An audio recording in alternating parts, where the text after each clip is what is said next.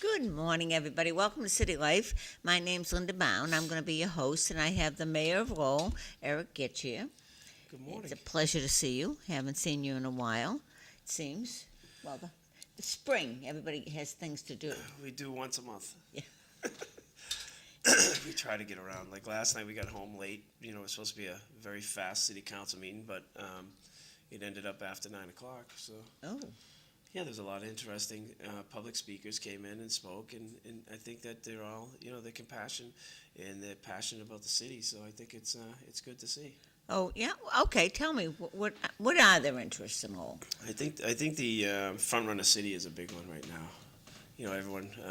There's a stake in the game for the unions, for a lot of people, working class people, to see if there are jobs and can we afford what's going to happen. You know, where do we get the money?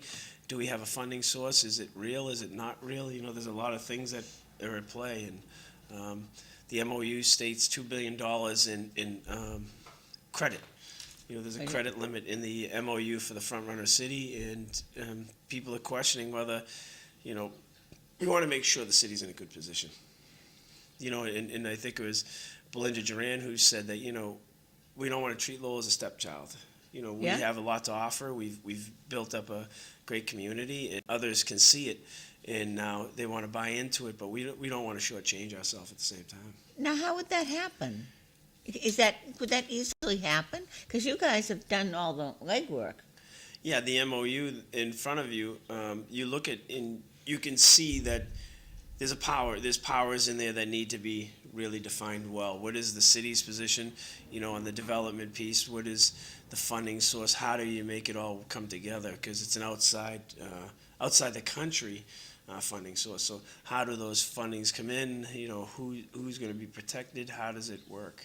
Do they bring on? Trump stopped the bill. Who's Trump? Who's Trump? Yeah. No. The president stopped the bill from coming in. I don't know how he can do that, but does he I stop? wouldn't think don't he'd know. want to stop money coming in. Who knows? I don't know, but It depends who gets him upset at the day. He Well- doesn't run policy. He runs who made him upset for the Well- day, and that's where his policy is divided to. I think it's a tough way of running government. would they, okay, on this particular situation, is there going to be, who's going to actually administer? Is it the city? Is it? The city would be like a middle person in between private investor and a private company who wants to build. We would just be the person who's involved in the planning stages on what we're looking to do and where we're going, and see if there's a lot of in-betweens. There's a lot of paperwork just to get the financing, because you're talking foreign finance is very different than broadside finance. Yeah. So what are the issues? See, that's interesting to me, that just the fact that Lowell is there on the plate here and even being considered, and you're that far. See, I don't see how could somebody slip in where you've spent all this time getting the ducks in line from that point of view? Yeah, I don't think anyone can slip in because of what Lowell has to offer. There's not many cities in the country that has what Lowell has to offer. The history, the university, the education piece, to the land, to the to the people that are here. I don't know that there's many places in the country that can do what we do and do it the way we do it and have the offerings we have. You have a state-of-the-art, water treatment plant over there that can feed the water that you need. You have an infrastructure underneath. The sewer system needs to be upgraded. But when you start looking at all of these pieces and you put them together, Lowell has a major offering that a lot of people don't, and they can see it. But when you're trying to compare it to Canada and Lowell, the interesting piece would be how much municipal financing went into the public housing in Canada that's in the area that they're talking about. Was it all municipal money that went in there, or was it, private investors' money? So those are the questions that are out there that people have, and people are not wrong when they look at it. Would the city on the housing, would the city have to pony up on the housing, or would the state or feds? Well, we're not looking at public housing like Oh, Canada. so That's no. the two differences. Oh. We're looking for private investors to invest in the housing. Market? Yeah, well, we're hoping that it becomes affordable home ownership, and I think that that's the major driver, is to try to create some generational wealth for people. Because right now, when we do affordable housing, there really is nothing in it for the renter. You No. know, there's Hello, no, Hillary. they don't put any stake in the game when, when you look at the area around that they have to take care of, their properties, all of the, what are they gaining out of it? Some millionaires making more money off of the government because we're subsidizing in, and they're getting extremely wealthy. Well, we're not really giving anybody hope to get out. They're not lowering the rentals because it's affordable housing, is Okay. they're saying, affordable rentals. As they're saying, they're just taking more of the state money to offset the cost. So there comes, So excuse me, ladies, can you slide towards Eric? Your Oh. chair? oh, we'd love to slide towards Eric. Good morning, Hillary. Hello, Hillary. Hillari Wennerstrom, former Tewksbury Selectwoman and School Committee woman, has joined us in this cold morning. So, as far as, so that there goes, it would be a big interest issue. What are the interest rates? How are the? And that's the driver, is the interest rates to the loan. If you could save three points and Yeah. bring it in, it's a lot of money, especially with inflation and everything on the building costs right now.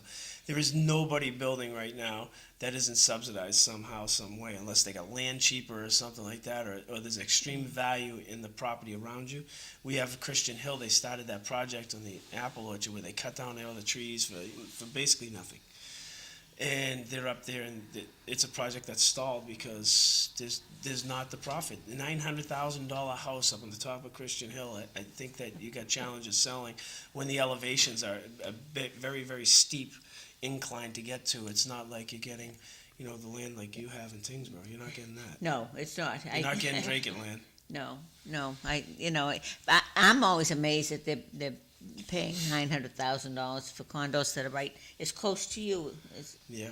I don't get it. And they're big, and they're 55 and over. But I'm just supposed to be going, That was when that project right there went in Tewksbury, the old golf course. Those homes, were over 55 and quite small, and they started at $850. And I thought, I hope when I'm downsizing, I'm not upsizing my price. But yeah. I always think of how old I'm getting because of the amount I think money is. Like $1 million to me was the world. I'm like, $1 million, what are we doing? Today it's like a drop in the bucket to Right. people. You're like, it's not that much money. Well, I mean, and who wants stairs? Three. Yeah. I mean, these are huge houses. yeah. Yeah. At 55, if you want stairs, we lost something here. Yeah. I want a flat house where I can walk Yeah. from room to room. I have my little ranch. I'm very happy. Yeah, I agree. So And when you're looking at the cost of everything, not only are you paying that kind of money, but you think of the taxes that are going up in the communities. Yeah. Maybe Our we have to tax heat is it. going to see a big, the city of Lowell is going to see a big increase right now. The driver is, everyone's saying, 4.6%, increase, but that's not the truth, because we took the trash out of the Yeah. regular funding sources and put it to an enterprise fund where we were offsetting it with $3 million. So now that's another increase that's going to go to the other side. So it's more like a 6.5% increase with the tax included, and that's not even including the assessment to your home that's changing. So when you look at it, you're talking, over 10% when you start looking at real cost and real money. The driver is what comes out of my pocket. Let's stop the fluff stuff.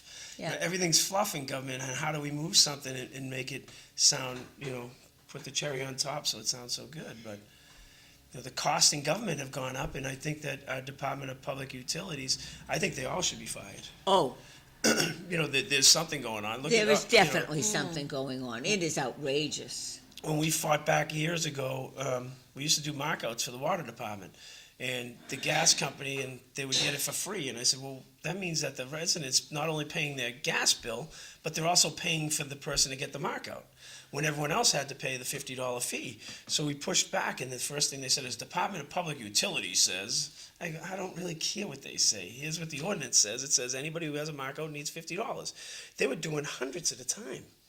And I don't know if those monies are coming back or not, but that's something I need to recheck into and see, because at the time, they owed us over $200,000. They traded us a land swap for the back pay.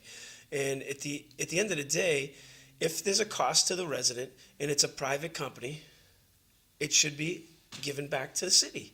And we don't do that. The Department of Public Utilities is just run over municipalities, and it's time for a change. Comment from the audience, good morning, respectfully, we've heard the same dribble when it came to the arena, the ballpark, the hotel. Please elaborate on what that dribble is. About this, We'll see what he writes back. the front runner? Well, I think the arena and the ballpark were amazing accomplishments for the city. When you're bringing in a D1 team down there and you're seeing this stuff, you know, the highest division in college, and you're looking at all the events that are going on down there, sure. The arena, what people forget is the state ponied up half the money in the beginning, so you couldn't sell it to anybody else. And we couldn't afford it. We were bleeding money at $1 million at a rate, but we needed something to bring people to our city. What do they want? A hayfield out there? What do you want? Tumbleweed going over there? We had the Courier building down there that was falling apart, that needed to be redone, and it was a deplorable area that we had to make a decision back then. And you know what? Rightfully so. It was a good decision. Same thing with the ballpark. You know, when you look, you have to have venues for people to come to. And if you don't in a big city, what are you? Fall River? Will they have any more baseball coming? Hey, Lynn, that mic's dead, so grab the one. My mic is dead. Would they have,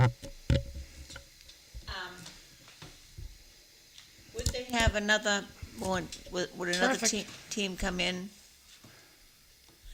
Tall? We already have one. We have one starting in another Oh, month. okay. So the Lowell Spinners are back, and you know it's a collegiate league, and they're back. And we presented them last night with a citation and said thank you for making the investment in our city. Not only did they make an investment, they put a big Teletron in there. They replaced the scoreboard. They've invested in our city. They brought Sea Dog, one of the a business to us. Okay. You know, to work in that area. So you know what were we going to do What with is those Sea areas? Dog? It's like a pub. Brewing company. It's a brewing company, Okay. yeah. Which is a big one over, Yeah. you know, it's a big company that does well. And so these things are growth spots. You know, when we looked at the ball field, we were upside down $1 million in investments into it. We owed, I want to say it was like $900,000 in investments. The whole place was falling apart. We didn't maintain it. It was falling apart. The university came in and said, "Look, we'll pay you back what you owe on it, and we'll walk away from it." And that's what we did. And I think the university has been a great partner in that end of taking these. We weren't gaining tax revenue from either way. Yeah. Because the city owned it. So when they built it, we had $10 million that was state money, and the rest was put in. I think it was a split. We put into it. At the end of the day, we couldn't maintain it, and we couldn't sell it because it was locked in. Their monies were put in, and it had to be first right of refusal went to them. And that's the only people we could sell it to. So when you look at that area, and we sold a couple parcels, it's a major driver in what the Link project's going to be, which Yeah. is part of the university's big endeavor into saying we need businesses here to keep our talent here. And I think that those are all things that are coming together. But you get the naysayers because they can say it. You know, it's easy to say, "Oh, we wasted money back then." Well, you have to have a vision. You know, you can't. If you stay still, you're going to be stagnant, and you know, it just the base goes back to the taxpayer. Well, we you- need businesses. You need another Weber. I mean, you need someone, the enthusiasm. I think we got it. Well, I I'm think glad Mark, to hear that. Mark DeShanes is a locally born kid, raised in Drake. Went to UMass Lowell, was a shortstop there, got drafted, went out, became a pitcher, went all the way to AAA for the Red Sox. He was at Pawtucket. He's invested in the kids for the last 20 years anyway. He's got an AAU system where kids come in, they get trained to play this sport, and he's invested into our community in trying to make the area a better place. He's put many kids into colleges because of helping them along the way. And when you look at just the outcomes that he's had, he's got John Croto, who used to be, I want to say it was Maycom's CEO, and he's invested in. They put a lot of money and time into it. They have the governor coming here at some point to throw out a first pitch. They've brought people back here, and it's always important to have the highest people in government, whether you like the governor or you don't like the governor. That's irrelevant. When you can bring someone to the city to see the city, and you get that one moment for that shot at talking to them and saying, could we sit down and have a conversation? Can we do this or that? It's important to our area to try to do that, whether it's Tewksbury, Drake, at Lowell. You try to bring dignitaries in so that they can see exactly what the challenges are and what's successful so that we can build on it. I'd love to get Shane in here. One of the big things I used to have Drew Weber on a lot because his enthusiasm and his wife, of course it was primarily his wife, but and what it brought, and it reached out to the community, and it just brought so much to the area. It was so good for the kids. Yeah, I mean, I remember when my kids were little, we did a lot of Spinners game, and eventually gravitated north to the Fisher Cats, which I was in Manchester last night for an event, and that they've done really well, and that's been a big part of the city. And when they left, the arena, has changed hands now, and looking at new ways is basically what they were saying of when those endeavors, the arena, the ballpark all together, how that's revitalized that end of the city of Manchester and what that can do. Well, that's going to be Because there used to be a lot of restaurants down by the ballpark, and some of them went out. I was down there the other night. There's a couple coming back, it's changed and different not things, to what it Well, was. again, remember the university started to get into competition with some of the restaurants too, because the kids, they have, the Hawks Den down there. There's food down there for the kids also to eat at. But when you really truly look, that league that's coming here, they had the 5th overall draft pick in the Major League Baseball. Wow. And a kid named Lamb Doyle, he played baseball with my son on the Silver Knights in Nashua. And, the interaction from the players to the fans is amazing. When you get college kids who it's their first time and they're like in awe of the fans and the fans are in awe of them, you'll see that they're going to interact very well. They'll come over, they'll sign things. Kids will love pictures, and you may get that one picture that you get that'll be worth I a lot love of hearing money. that.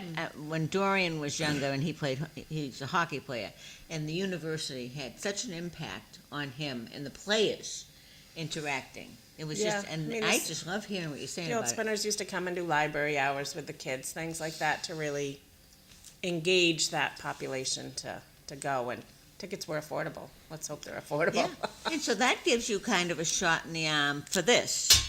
Yeah. It's just something else you offer. I didn't see. I'm not into baseball, so I didn't know about what's happening, and I think we need to get that out there more. They've done an amazing job trying to get it out there and pushing what they're doing. Mark DeShanes is a person. He just gave somebody in the area who was a former greeter and concession person a position back because the person was wanted to come back, and so that's who Mark DeShanes is as a person. He'll be a person who will be front row and center. You'll see him at all the games. You'll see him. That's what it's about. Right there. Lowell High's baseball coach is one of the coaches. You got Phillips, the former Phillips Academy coach there. The issue for me is that my son's going to coach against them. So no kidding. Yeah, he coaches the Norwich team. So no kidding. Yeah. Oh no, it's just good. Yeah, so he's been out in Norwich, Connecticut for the last couple of years. Yeah. Good for him. Yeah, he likes it, and they won the championship the last 3 years, so it's always going to be fun. Where he played for the Silver Knights, he coached out in Norwich and Westfield, and now you got the Lowell team. So he's got some good challenges. Teams. Yeah, They had good hockey teams. They always had good hockey coaches. Eric, can you speak to this? A question. Why is the PWH, I think that's the Professional Women's Hockey League, not staying at the Songus Arena? Can you speak to that? Yeah, I think size, John. I think it just comes down to size. The last game, they brought a game here and tickets were $300 a ticket because, there wasn't enough tickets for everybody who wanted to be there. So that's the driver, is the size of it right now. It's really grown a lot, and the players wanted to go to Boston, but they do play a few games here, and we're lucky to have what we have out of them right now. So they're gonna be here once in a while, is my takeaway from what Yeah. you just said. Okay, Well, good. that's good. We're not losing them Yeah. completely. No, they'll come in and out. They have been coming in and out. I don't know what negotiations are going forward, because that's not on our end of the city. That's the university and the Songus. What does the university think of this, the front runner plan? Are they interested in getting Oh, it? they've been a driving partner in it. Okay. They've been in the conversation from the beginning. The manager has opened up the doors for the university to be a major driver. Middlesex Community College is included in it. All of this, anybody who wants to be part of the stake, he's offered in. Because I think the more people at the table, the more understanding we have. But there are challenges. I don't want anyone to think that they're not challenges. You know, when you start looking at foreign investment into a community and the things that go on, there are major challenges in it. Yeah. You know, some pieces say that we have an out, and other pieces say we don't in there. Some things contradict each other, so what is the liability piece to it? When you talk about affordable ownership, are these, is there going to be new construction or renovated construction? Both. Both. Yeah, I mean, there's always gonna be both. When we're not dialing in on exactly, this piece says the jam area, which is the Hamilton Canal District, which we're seeing the parcels be sold off. We just saw Draper come in. Lapoli, I still wish that we would have held off on him and just said, let's go to court, because at the end of the day, that parcel is a very, very valuable parcel. But we got what we got, and, you gotta move forward with it. And I think that parcel would have been really interesting to see when all of this money could be available. They say $2 billion, but that's a number that could be loaned up to. It doesn't mean that the $2 billion could be there. It could be $1 billion. It depends on what the costs are and the drivers and who could, like Hillary may have enough of the financing to be able to get the money, and you may not. So there's different pieces to it that have to be really vetted. Well, and also, once it starts, I think that the Link program has helped a lot, because that they actually see that coming to fruition. That's huge. That it isn't just pie in the sky and which, oh, here we go again. You actually see something happening. The city budget's coming right behind it, and if any indication from the school side of the layoffs that are coming, the city is gearing up for the same, I'm sure. Wow, that's. And also, you have 3 districts. I can't believe all your rep districts have challenges. Yeah, which is good. But it's amazing, don't you find? I find that amazing. Lori doesn't have a challenger yet. Who? Lori Trahan. Oh, yeah, but see, nobody's going to run against her. But I'm just happy on a local Well, they level. should. What has she done? Well, I agree with you on She that. should have that wheelbarrow of dough taking care of Lowell High School right now. She's just ignoring it. That's very unfortunate. That's. My words, not yours. The hard part of running races is, it takes everything out of you, as Hillary can say. You second guess everything till the last vote's counted. Your mind keeps running, and I don't know how some of these people do it as much as they do it, but God bless them. It's a lot of work, and it's a lot on your family, it's a lot on your friends, it's a lot on your neighbors. You're always moving and trying to. And that district, Representative Trahan's district is big, and it's got a lot of diversity. You think of like the city of Marlborough, the city of Lowell, city of I think part of Fitchburg is in there, and then you've got like towns in Tingsboro, but then Chelmsford, Drake. It's like you just span everything. It's not easy. No. It's a big district.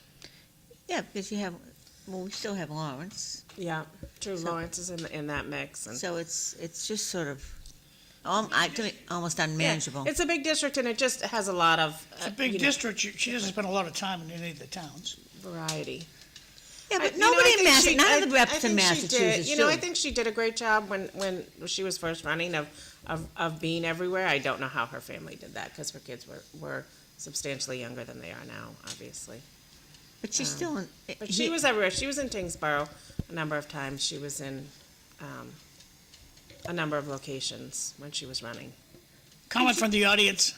At the end of the day, will all these things the mayor is talking about lower taxes for the citizens of Lowell, because all I hear is and see is tax increasing, and that's from Jay. Jay, what you need to do is talk to your lawyer and have your home become a not-for-profit.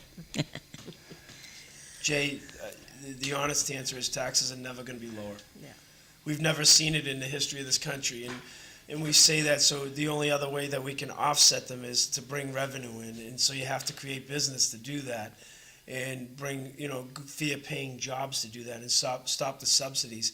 So when the subsidies come in, it's costing you every single day. So how do we do that with the inflation piece that's gone on with the government giveaway that has been the driver in inflation? And that's one of the major problems. When you look at my budget alone at the school, you see the inflation piece, and government pays 3 times the amount as you do as a homeowner for the same service. So if an electrician came to your house to fix an outlet, it would cost you 1/3 of what it costs government, because of prevailing wage and everything else that goes on in between, and all the bureaucracy of administrating the money to just get to the person. It has to go through me, it has to go through a person in the HR department, it goes through multiple business steps just to get the person their $300, and they have to wait. So if you at home, when you hand out your money to pay an electrician, when they come to your house, you hand them the money, say it's $200 right then and there. For them to get paid from government, sometimes it takes up to a month, because the governing body has to sanction what was spent just to get the expenditure to the person. So I think we're backwards in a lot of ways, because there's been so much theft and so many other things in government that we over-regulate ourselves now. And the challenge is nobody wants to work for government unless there's a balloon payment at the end, because their capital's put up front and yours is not. Hey, would you tell me, why is the city council afraid of the manager? Last night, Corey Robinson, from his little podium there, said 311's not working. Disappointed, wish they could do a better job on that. No response from the manager's end. No backup from his peers on the city council. What's going on with 311? We should call Corey Robinson and ask him what he wanted to do. I don't know his response. Well, But are you 311, getting positive reports on 311? what's that? Are you getting positive reports on 311? There's positives in it. I mean, Are you getting positive reports? I don't is the think question. anybody reports positive, right? Like, Yeah. No, there is positives in it. no, but nobody ever. A lot of If they're people happy, don't they come. don't tell you. Yeah, you don't hear when they're happy. When it's running, people don't have a reason to complain. Well, potholes are still on our agenda at the city council. You do understand that we live in New England, right? And people do understand that if they want to change all the roads over, get ready for your taxes to be up. We have instilled a program that started when we started about 4 years ago, for a maintenance program for our roads. And can you fix 100 years worth of bad investments and a lot of crazy spending on just throwing money out the window? So what we did is we went to, you got fog sealing, you got cape sealing, you have the crack sealing now. We didn't have these things. When I started, I asked the last time crack sealing, that's that little seal that goes around all the cracks in the road, was done. It was 2018 and we were in 2022. So all those years of not doing it deteriorated the roads even worse. Are we gonna do it now? We have been for the last 4 years. You see it? No, I If you don't drive see it. around the city, Don't see it. The only place I saw big improvement was Boylston Street. Other than that, I haven't seen a lot of big. that's a fog seal that went over it. Yeah, and again, Okay, explain to the audience. it's a driveway sealer. It's basically a sealer that goes over the top. It went the whole width of the road. So It we wasn't call a it- reclaim. You put sealer on top. It's a sealer, yes. Okay. To give the And we give call the it road fog extra- sealer. Yeah, there's cape and there's fog, yes. And cape has those little chips in it. It's got a glue that goes over it, and it holds it together for about another 7 to 10 years, which gives us more time. And it's pennies on the dollar compared to milling the road and overlaying the road. So we use that to get some roads into a condition so we could take those funds and actually reclaim the roads we have to. No, is everybody's road going to be done? No. If your road has been like that for 30 years, you're probably past the point of repair and it needs to be done. The whole thing needs to be reclaimed, meaning grind down, reset all the structures and everything like that. If you could take that same money and invest it in roads that the conditions are not to that level yet, and do 40 roads versus your one, let's get the 40 straightened My out. and then whole we'll get to point you. is, Eric, it shouldn't be on the city council agenda. You have a department that takes care of potholes, and they're failing at it, and we They're have. not failing and- at and it. we. They're not feeling at it. They're Well, doing better at it. We Our- wouldn't hear from, it wouldn't be on the city council's precious agenda if they were effective. Well, John, that's not true. You can get one person who complains so much that it's on the agenda. All you gotta do is call the right council and they'll put it on. One pothole, and they do come back, and I do agree with Councilor Robinson when he says that, did you put the tack around it? They don't put the tack around it, and a lot of times it pops back. But we went to isolation repairs also. So you take Stevens Street. Stevens Street, there was this one area around Victoria that was known for 10 potholes in this one little spot. It must have been a bad batch of asphalt at the time. And what they did, rather than doing all of Stevens Street, is they cut out 100 by probably 30 patch, and they patched it to get it through so that the rest of the road could be there. Our number one problem in this city is repairs by utilities and poor repairs that happen. If you look at those trenches that they left, that's our number one problem. And the other problem, and Councilor Scott brought it up, is around the sewer covers and sewer drains, because water can get between them and then pop that area first, because the structure's there and it seals in. But wastewater has been moving in that direction. Now they put a rubberized sealer around it, and they've been trying to make all those repairs. Now, can you make up for 30 years of poor maintenance in 4 years? No. But the same people are complaining, it just shifts over and over, and we understand it, and we're moving in that direction. If you give another 3 years, you're gonna see these things are gonna be basically, they'll be down to, okay, here we are. But, you know, you're asking the same crew, and I would think that councilors understand this at this point of their careers. You're asking the same people who go out and plow all night long to be there the next minute and fill the hole that they just plowed out. And it takes time. You put barrels on it and you try to move. But some of the side streets, some streets that are complained to us a lot are unaccepted roads. They're not even accepted because they were built poorly in the beginning. The city did not accept them. They're not accepted to state standards.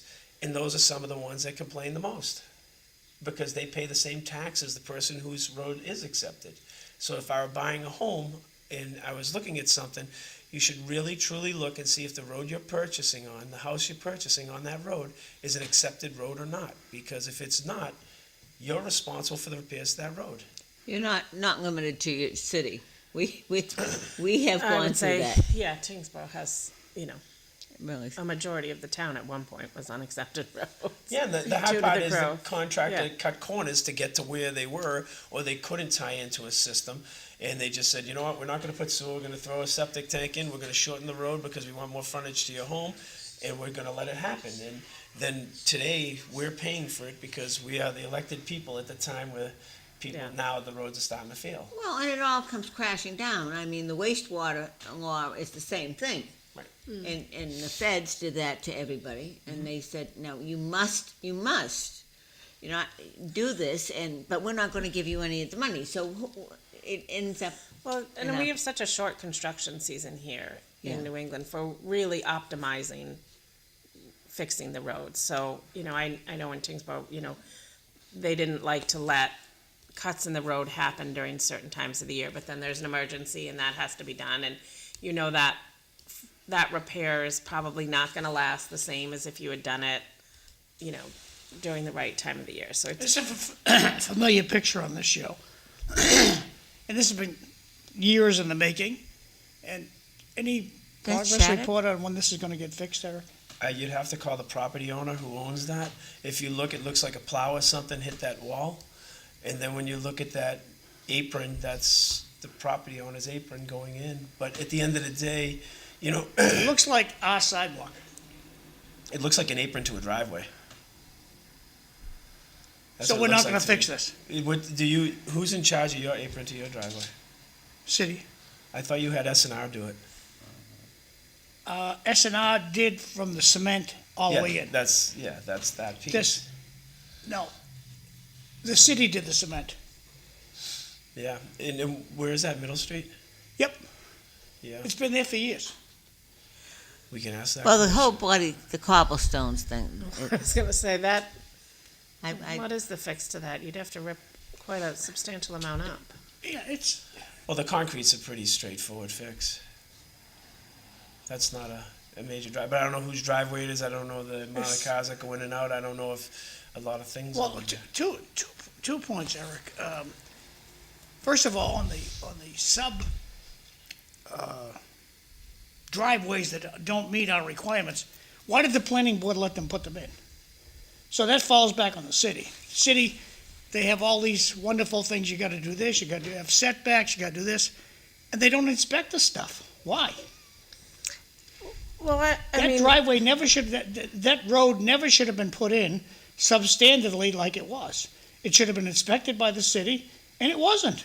No, John, you're asking about things that were done in the 1940s, 50s, and 60s. I don't know. We'll have to go back and try to figure out what they did back then. Most of the unaccepted roads are not from today. Today's standards are not unaccepted roads. They were unaccepted back when, the city was built. And that's, they have to meet certain standards to get the federal funding, the Chapter 90 funding, to even work on them. So if you can't get the funding source, then how do you work on them? And we all have rogue developers. I still say that just don't really care about the I community. still say the then authority, the city or town, let them put that road in and did not inspect when it was put in. When they dig up a hole for me Yeah. on a Highland Street, the city's over inspecting the hole, inspecting the fix. That's what the city does. With me anyway. Maybe I'm a special. Okay, the audience, They met guy the who guidelines sent this at the picture time. says, looks like a sidewalk to me. It looks like a driveway apron. That's why the corners are there. And the curb's Oh. lowered. It looks like a driveway apron. It doesn't look like a sidewalk to me. It looks like a driveway apron. Okay, well, let's move over a little bit onto the street. How about these curbstones? Oh, how about these cobblestones? So what's the issue, John, with them? They're a mess. They're cobblestones. They've been Okay. a mess since the 1800s. Gotcha. I don't know why they went back to them. I don't know why, when you look on No, why we went back. Shattuck the city Street, we did. put them all back in. Oh, the people thought it was lovely for the historic. It's historic value. Yeah, they said, oh, it looks lovely, and until you had to walk on them. Shattuck Street is tough right now. Yeah. And it just got done, and when you drive over it, I try to avoid it. Yeah. Well, because who's my responsible for Shattuck My Street? vehicle don't like it. They're cobblestones. That's the way they run, they're saying.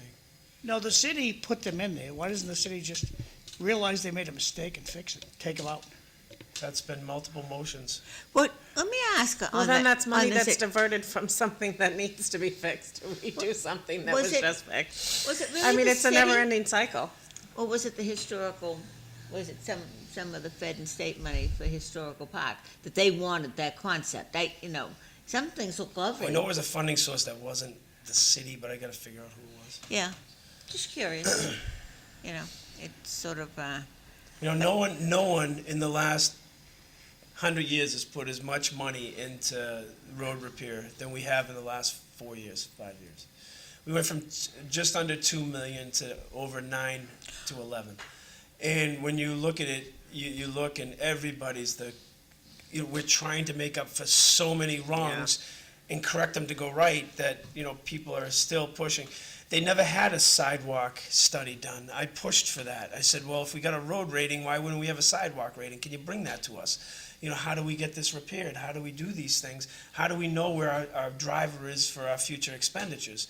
Because what they were doing was they would do one road in Centerville, they would do one road in Belvedere, and then they would do one road in Pawtuckaville.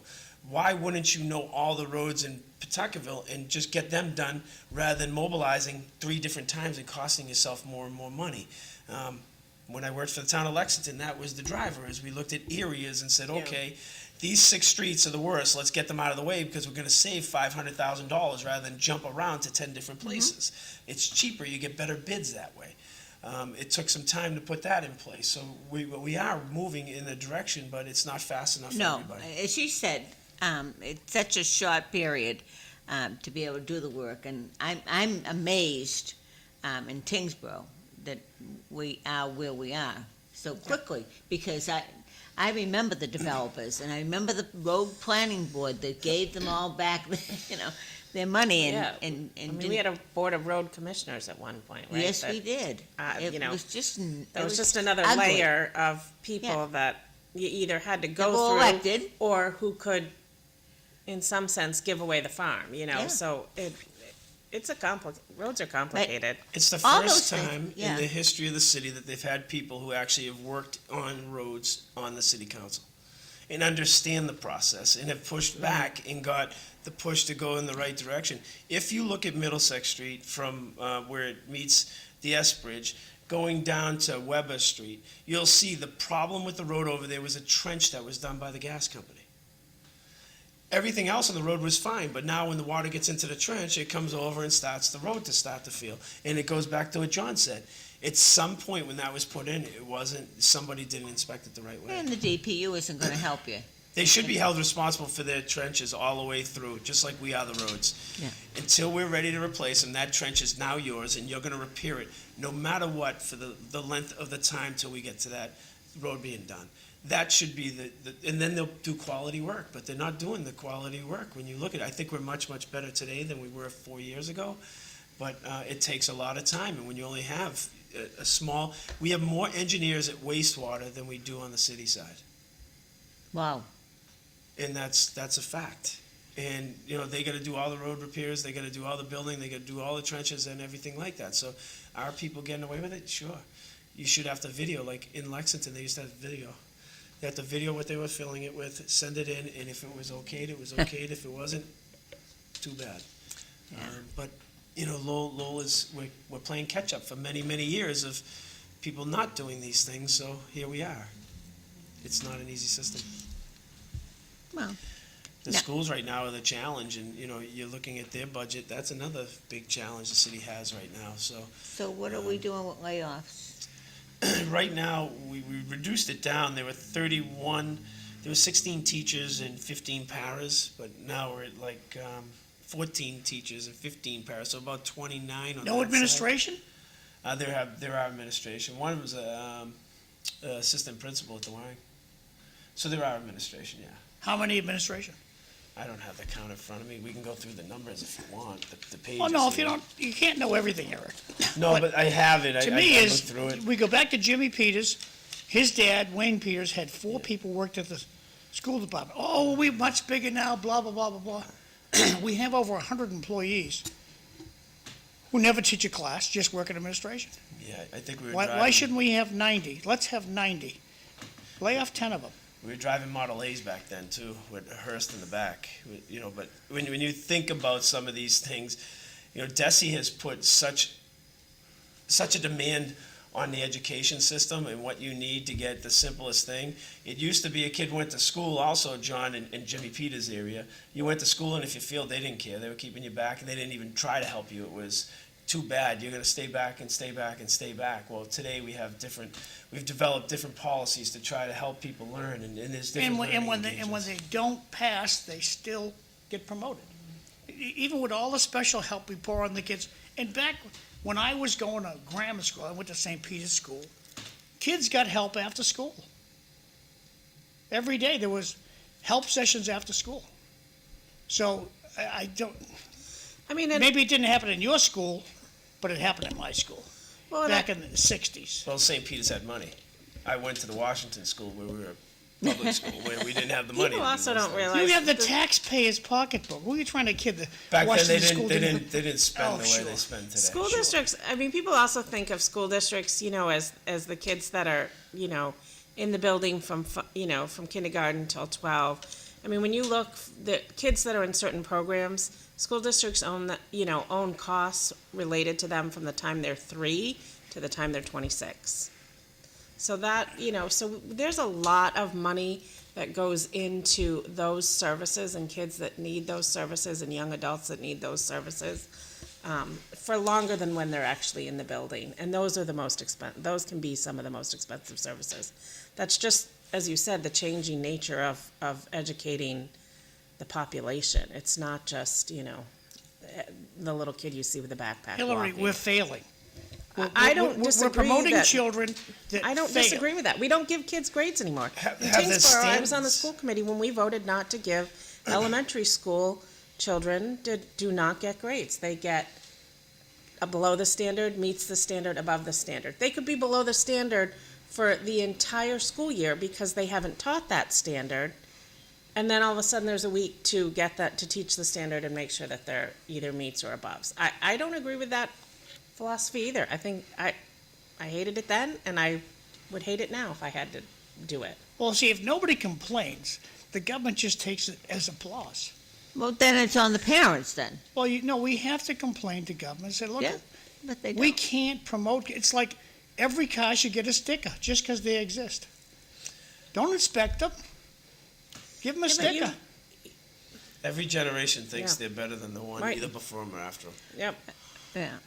We all learned the greatest thing. Yeah, we're eating lead off the we're- windowsill. Yeah, we've raised a generation of kids that failing was not an option. I mean, failing was an option when we all grew up. Failing's not an option They are today. much smarter It's- and developed than I ever was as a child. They get this thing called a phone next to them. If they want to know how to change a tire, they just click, boom, done. Me, I was out there taking off a tire, looking at it, going, "What the heck?" The expectations are a lot higher in today's child than it was ever when I was a kid. The pressure. When you look at some of these communities and you look at some of the things that are going on with these students, the suicide rate and everything, the pressure that people are putting on people to be successful because the parent drives that home with, "Well, I'm so successful, you're a loser," or this or that. And you think about what they have to go through that we didn't have to go through. I barely knew any of that. I carried my books home, threw them in my room, and didn't care about a thing, and went out and played. Are the parents engaging? I mean, Are they actually engaging though? I mean, they What- have, what I does- think instead of standard, but are they Right. engaging? I mean, it's no different than the yeah. past. Right. I see that the same thing. And when I say, kids aren't allowed to fail today, it's because we put so much pressure on them, and there's so everybody much gets a trophy. there that for us it wasn't. If you got in trouble at school, you could wait potentially until the next day for them to call your parents, depending on what your parents were. So you just rode that out. Today, before you're even home from school, those parents have been contacted, and little Jimmy's in trouble for whatever I don't he think did. that's happening in Lowell. But, Does that happen in Lowell, Eric? I have been through 4 schools so far, and I'm trying to get to all of them. I went to the Washington school the other day and was amazed. At the Washington behavior- School is the exception to the Oh, rule. okay. So now, all right. Let me change. They do it. All right. fantastic over there. I was at the Wang School the other day also, and when speak to you the Wang. watch the behavior of the students and the way they interact, and they didn't know I was coming. The Wang was very late one. I had called over and I had some time, and I said, "Is there any way that I can visit the Wang School?" And I went over, and you want to see a place that's run extremely well. Compared to when I was a student, the kids are engaging. They're trying to learn from you. They're asking you, "How do you do this? How did this happen?" The questions are far above who they are as in their grade. And you think about some of the things. Society is ever changing, and I think the technology and everything is putting a much bigger damper on what we do. When I was a kid, you could go pump gas and make money and wash the windshield of a car. Today, they don't have that. So they have to have a different set of skill set than what we had. Ours was more labor intensive. You could really get by with not knowing much, but Oh, yeah. understanding there's a labor intensive piece. If you worked hard, you could get to the next stage. Today, that's not the answer. The answer is not the same. And you watch these kids in these schools, and I've been lucky to go to Lowell High, the Wang, the Washington, the Daly, and when you walk into every one, they're very, very well behaved. Sure, they're outskirts kids, I'm sure, but the places have been pretty good, and yeah, they're challenging kids. Yeah, we're in a society where some people have a lot more means than others. Yeah, there are some kids who may be dyslexic or something else, and there's challenges there.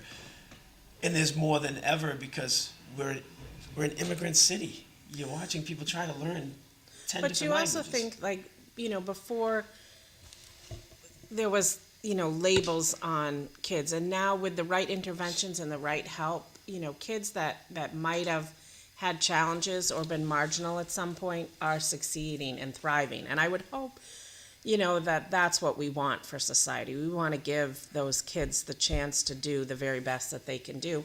And that costs money. I get it. I always thought, if your kid had a challenge, it got the support they needed. If you had the mediocre kid, they might not have. But, we've also done a lot better at finding that differential learning and making sure most kids are on the path to success, regardless of what it costs. I got two truly- comments from the audience.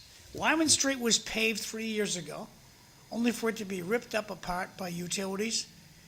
Harvey Hill was paved 4 years ago, only to be ripped up again. Why? Moving right along, Home Run Linda, most failures with education are poor parenting. What a load of crap, Mayor. Oh, boy. Society has not changed. Teaching and parenting has changed. Back over to you guys, thanks. So if teaching and parenting has changed, has society changed? I guess that's a lot of crap.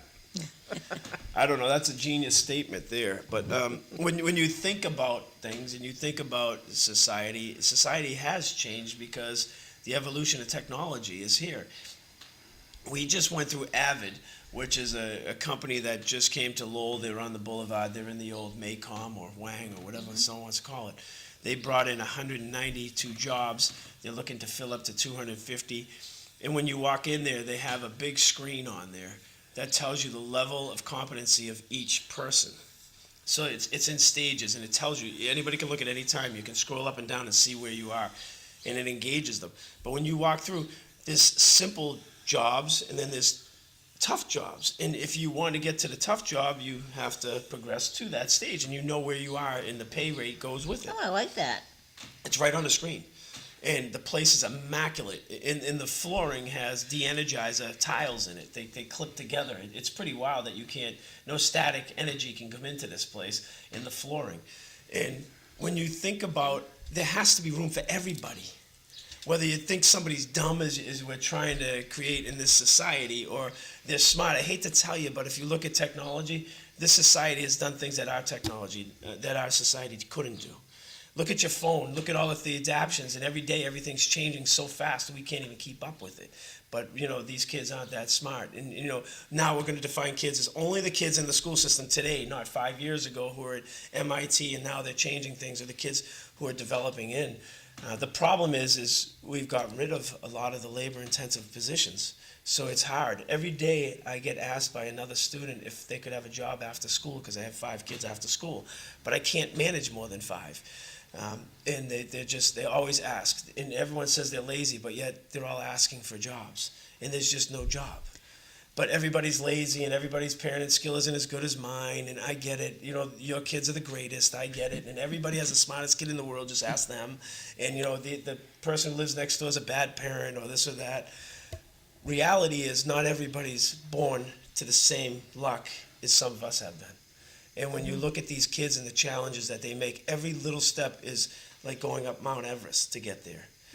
When you have a person come in your office and they start crying and telling you how life isn't fair, or their brother or their sister did this, or they're in DCF who's failing them, you'd understand more. But I guess that we just throw them all in a pile and say, see you later.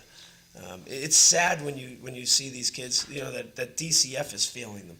Why don't you look at there and see what's happening with them, and how you have generation after generation going through the DCF system who they know the mother, they know the grandmother, they know the child. And you know what the sad part is? DCF did nothing for the mother, the grandmother, and they're still putting the child in that same boat because they knew the mother in the grandmother, so the child is the same. They're in the same stuck system. It's sad to watch. And I think people need to, start supporting and pushing for a better place instead of saying how bad it is and how this is all wrong. Well, what do you want them to do? What do you want DCF Well, to do? DCF accountable. Okay, Start so- doing their job on the state level. So at what point do we take the child from its mother? They do that. Where do they go, John? They have done that. Where do they go? At what point do we take the child from its mother? Where do they go when you take them? But we don't. We give them We don't, every yeah. opportunity to get the child back. Right. We Whether put they children should or in a shouldn't. system that fails. Who doesn't want to see their mother again? A lot of children. Yeah. Somebody who's probably been burnt by their mother or has done something bad to them, yeah, they may not. Because we come from an area we can't functionally think that we would never want to see our mother doesn't mean other people. We've been very blessed in this world with good parents. And we're not everybody's born to be a parent. So I've had a problem with DCF, and putting kids that shouldn't go back to that situation. It's just not My niece in another state has fostered a number of children, adopted one out of the probably 8 that she's fostered, and our family has seen a lot of that, and it was hard to comprehend. It's hard to comprehend that, a mother that had a 6-month-old with 7 broken bones eventually got that baby back. Yeah. So, and I don't, it's a system-wide failure. Like anything, it's going to take a long time to correct where the things are with it and come to terms with it. To go full circle, those are the same students that are in the schools, and we're calling them dumb because we don't know their background. Right. And we're saying all these things, but Or they're the weight having of their bad world is behavior. on them. Right, and they've had Yeah, bad behavior. And the we weight just of the label world them. is on them, and you're looking, going, oh, geez, I guarantee you, if you looked at most of the people that we're putting in a box, there's some behavioral issue because of the DCF piece and stuff Here's a like that. perfect example from the audience. The mayor is correct. DCF, which is Department of Children and Families, has failed our children. Nobody gets fired over there. Nobody gets fired. And I've never had a harder time from anybody in my lifetime trying to show their ID to get into a school system than people who work for DCF. They think they are like, there's the state police and they're above that. They give you this attitude, this pushback. Like, all we're trying to do is protect that same child that you're coming to see from somebody who's been abusive to them. Well, and all we're asking you for is, okay, you didn't have an appointment to come here. Can you give us an ID? They think a state ID is an okay ID. And I said, anybody can make that at PIP. You can go down the street and have this ID made. So Eric, the that's perfect where- example of how bad this state is, and nobody says a thing, is we've all seen the reports of Tewksbury Hospital. And I got one question. Who did the roofing job there? I don't know. Take a look at the roofing job Yeah. that the state paid for at the Tewksbury Hospital. It's childish. Are we seeing a pattern here? I Well, we think, put- we- you we know, set that ourselves the- up to the- fail. that these, yeah, And then society doesn't understand it because they're not in the front line of it, so they're blaming this generation. And it's our generation that set them up for failure. We're going to put you on hold. We'll be right back. Thanks.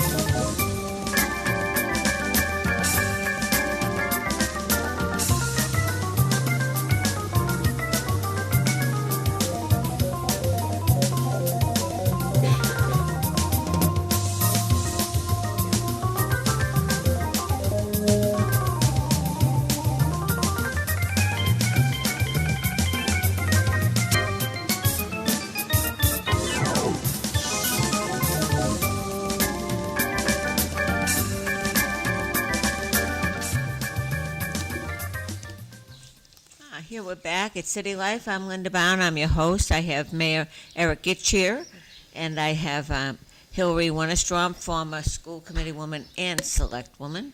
And we've been talking about, actually, I think how the state has let everybody down, whether it's the DPU or DCF or whatever it is. I think we all can point to one But we keep re-electing the same people, and we keep putting the same people in positions because Yeah. I'm Hillary's friend, and Hillary needs a job, and I'm just going to put her here, and I don't understand that it's But- going to feel the system. But Eric, you have here in Lowell, you have a Senate race and you have 3 rep races. I think that's amazing. So there is a chance, there is an But opportunity are we for the looking voters at, in the area to do in these races, are we looking at identity politics, or are we looking at people who are going to make a difference in people's lives? And most of the time, we're looking at identity politics, and we're just electing people who are going to say yes just to get along because they want something.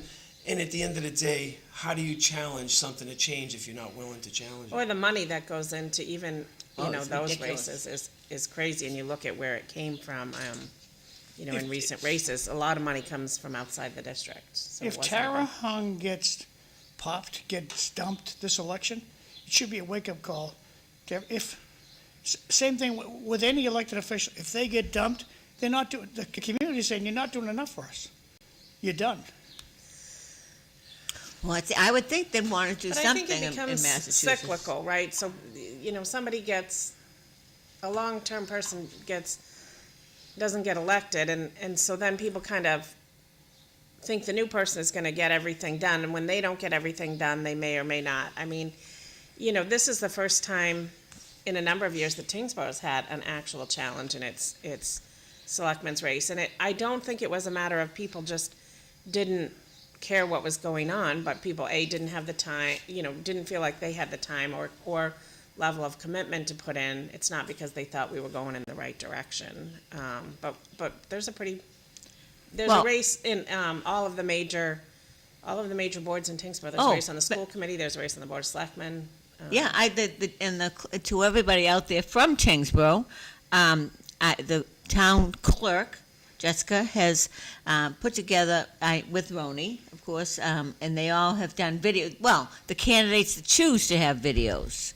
And I watch them. It's really very interesting. I'm to see the disappointed we're candidates. still not having a candidates forum. I think, I the realize videos you are, weren't, but- the videos are great, but there's nobody there asking, questions. And obviously there was always planted questions, but then there was that one question that, nobody knew ahead of time, which I think is always important. I didn't realize it, but it was always Democratic committee, wasn't it? Democratic Town Well, maybe Committee. the Republican The Lowell committee will Sun step did up. it, the Lowell Sun did it one year. Pay attention, videos, it's very interesting to see them. All due respect, it's not easy, but we have the cowardly lion, who's now our state senator, didn't come to any debates. Called her, goes to voicemail. Doesn't even answer her phone. If you call her cell phone, you don't know it's her cell phone. Doesn't even say, hi, this is your cowardly lion. Just goes, leave a message. Nobody's voice is on it. And that's the kind of representation we have in the city. You call a state rep, with the exception of Rodney Elliott, it goes to voicemail. And they'll say, oh, I got a gobbled voicemail, but maybe that was you. Baloney. Maybe they just don't like you. Probably, that's the truth. But too bad. I'm just being It's the only farm you can get. That's the case with a lot of people. Is it gets really personal for a lot of people. Oh, well, they've gotten very thin skin. Yeah, and I mean, but even back in the old days, you'd see Tassi Pulius in the back cloakroom ready to take off somebody's head, and I think. Still happens through today. Yeah, I think. In the cloakroom? Well, it's kind of a bypass thing in the last maybe couple of years, but yeah. It's really interesting to watch how people vote and stuff like that. And I've always said to people, if you want to change things, then make your voice heard. And I've always admired Colleen Geary for that. She didn't go down, and she could have sold out many a times, but she stuck to what she believed, and whether you agree or disagree, she stuck to what she thought was right down there. And if more people did that, would the speaker have that much power? I don't know those answers. But going back to Tara Hung, I don't think it's fair to say to somebody, okay, you've been here. He's been there a year now, just a little over. Maybe it's been maybe a year and 4 months in a seat down there trying to figure out his way and everything, to judge the first term down at the State House where they eat each other, to say, okay, you're not performing and let's make the change. I think people take you on in the beginning because that's the best time to say someone didn't do anything at the State House. Now- It's in your first term.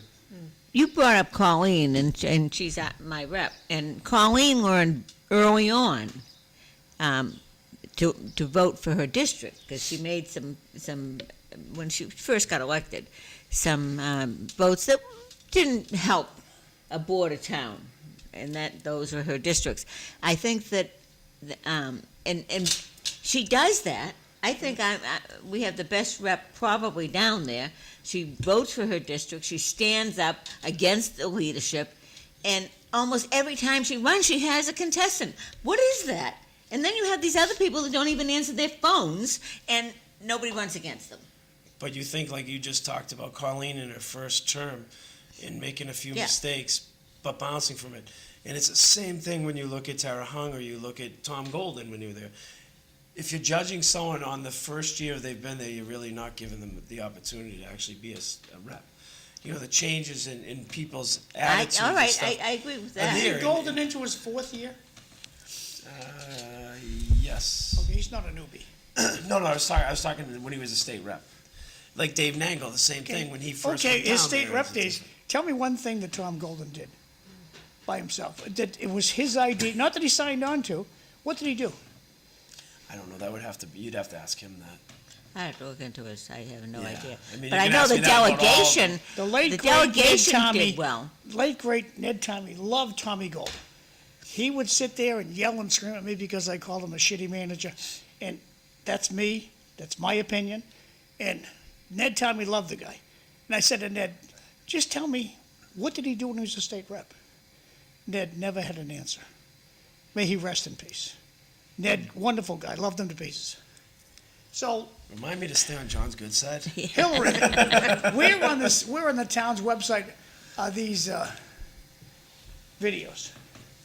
I don't know. I haven't seen them. They're on Facebook. Facebook. Oh, they're on Facebook. Which I thought was I'm sure they're on the town. I would assume they're on the town I website. saw them on Facebook and I watched one and again on a video that I just did a video for a committee I'm on for a work project and I could sit there and re-record that video as many times as I wanted, so I don't always love those videos. I think they do get out a message and they're an important thing, but there's no interaction and no challenge, and you can sit there and re-record that video until you're perfectly happy with it. So good job for getting the videos out. That's getting your message out, but I still prefer candidate forums and being able to ask the questions of people. Well, and one of the concerns that John has brought up on the elections is that nobody knows they're going on. I have to give this clerk credit that she is out there letting people know we do have an election coming, and we do. And you see the meeting posted, and you see the town meeting posted in the center. I'm seeing things. I give our manager a lot of credit for that. Yes. I think he's much more Oh my attuned God, to we getting, all have. some of that out there and being much more proactive with the social media channels. Roni, obviously his years in broadcast news and other things, whether it was for the radio or wherever else he worked, he knows how to get a message out there, and so I give him a lot of credit for that as well. But we're fortunate we do. I mean, that was one of my issues about the Senate race, was that nobody even knew it was going on. I got 4 comments from the audience. So what's the answer? More money at the problem? It's already spends $18,000 per student. We tried to change things. It was called an audit. Look at where that went. Respectfully, Rep. Gary is fighting the audit. Why? Good grief, Facebook is what the world's coming to. The adults now have to refer to Facebook for information. Well, I do agree with that comment, 100%. That but No, I think Facebook is an excellent place to go. but that's the problem.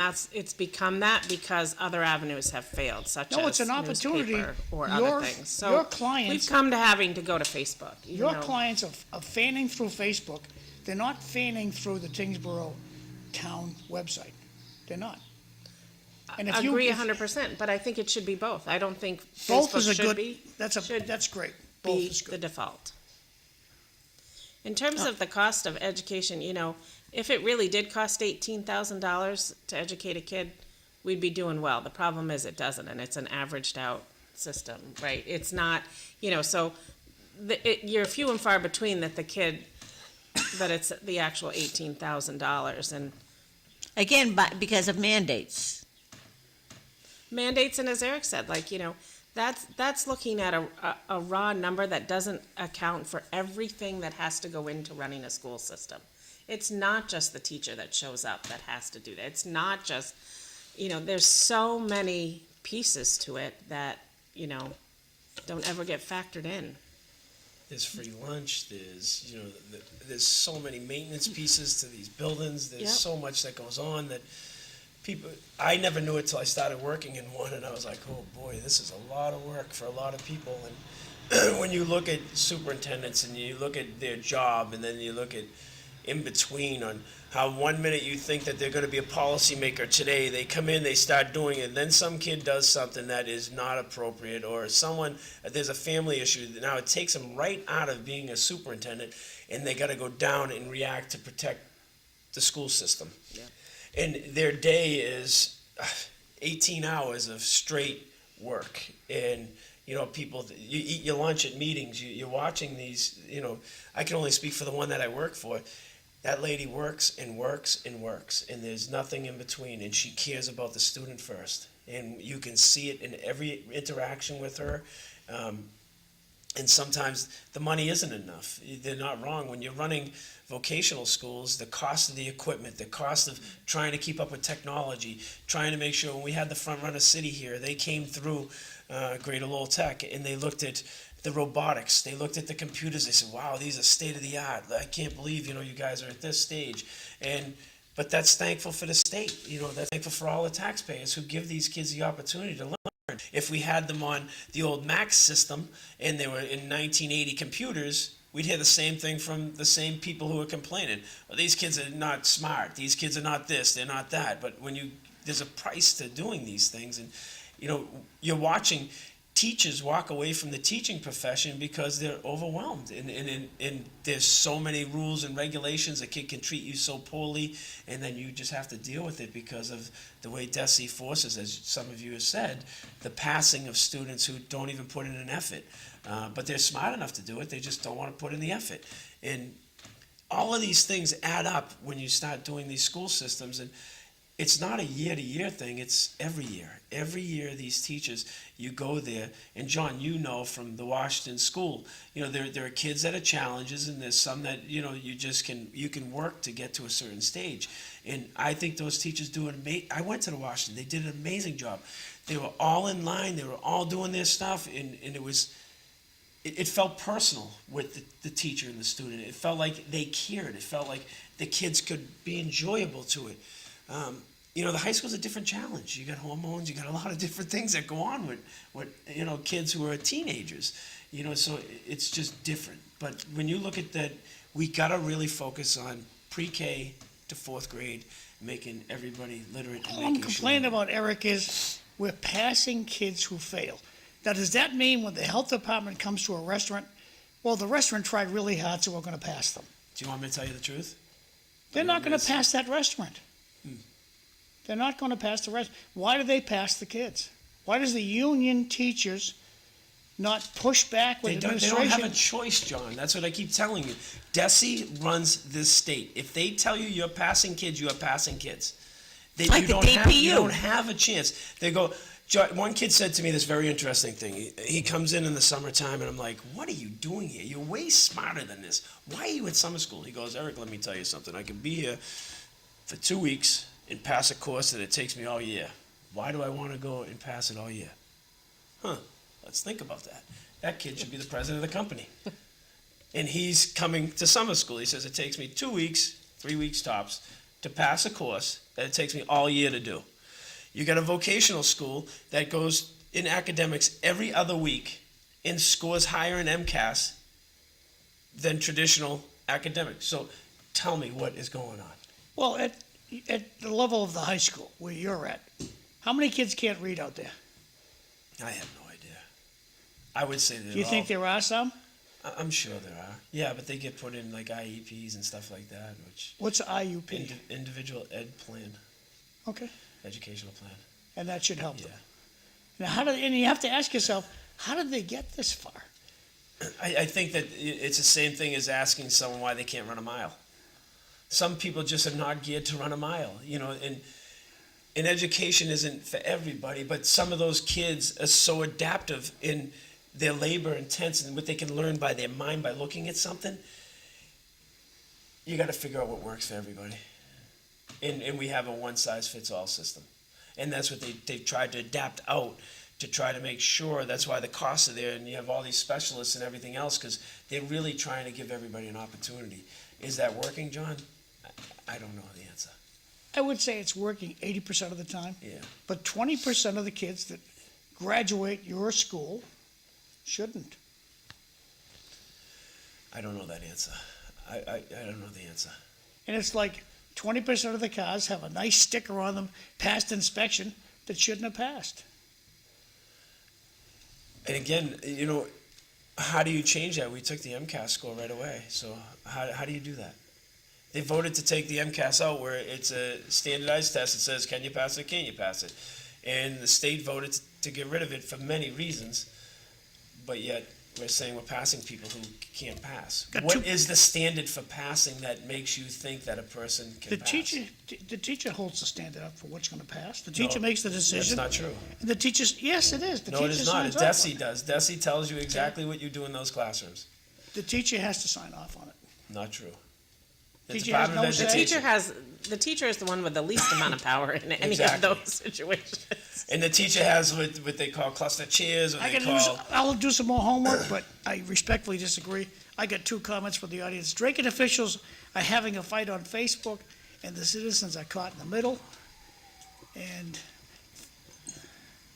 Facebook has been hijacked by the baby boomers. People under 30 stay away from grandma's social media site. Okay, thank you. Done. Oh, wait, we got 3 more. Jesus Christ. We kept you busy today. Tara and Colleen voted against the audit. It's just common sense. You don't need experience to do the right thing. Interesting comment. And last one, if Francisco's still having fun in Puerto Rico, so that's good. Well, I agree on the issue of the audit with Colleen, but I have to look at the person representing me, and I'm not going to agree with her on everything. It's funny how It would be everyone very is nice being if it- defined by It's this one- audit. The state can fall apart. We don't care about any other decisions. Yeah. It's how you well, vote on right. an audit. I mean, we for some people it's a one issue and done. And I think for try most to people be, now it's a one issue of something. a little broader and say everybody can't be everything. And I've never had the conversation with Representative Gary to know why she's against the audit. I'm sure, or why she had voted against it. I'm sure she has reasons in her mind that she did, and I've had I don't wanna- conversations with a few of the state representatives, and they're not in our district. And some of them say they can't wait till the Supreme Court comes back with the ruling because there's going to be a lot of egg on people's faces. Yeah. And that's what they're saying. And I get if you're a challenger, you go after the hot button thing. And if that's the only thing you're running on as a challenger, then you got major problems. Because the state is much bigger than just one decision. And if we look at everybody's record, who's ever had to take an actual vote, you could question some of the votes everybody's taken. And some of them, whether it's been the senior center, whether it's been other votes that people have taken, you look and you say, how are people representing people? Yeah. And there's many of them, or the Markley situation, how that started, how people were voting for them, and now they're like backing out, and they're trying to make like they were never for them. And you look at some of these things and you say, it's nice to see you finally came around to what a data center actually does. So there are many challenges in local government that we look at votes, and if there are other things that take the mayor's position that I'm in. The city of Lowell voted over 70%. They wanted to vote on it. Yeah. But there's councilors who voted against it. And they're not being held to the same standard, and that's the same as the audit, but Yeah. we're on the local level, right? So there are many things that people take votes on, and they switch back over, and then they make like they were always on that point, but they realize the ADU piece. When we talked about that, you watch some councilors that were dead against it, then when it came vote time, they flipped over. So it's not easy to take a vote up front, And then when people are telling you something's not legal, something's legal, we don't know that full background, and we'll see, but we may not see in time for the election. Well, today's Lowell Sun is suggesting that Markley has some straw buyers buying up property, They definitely do. and that's always going to happen.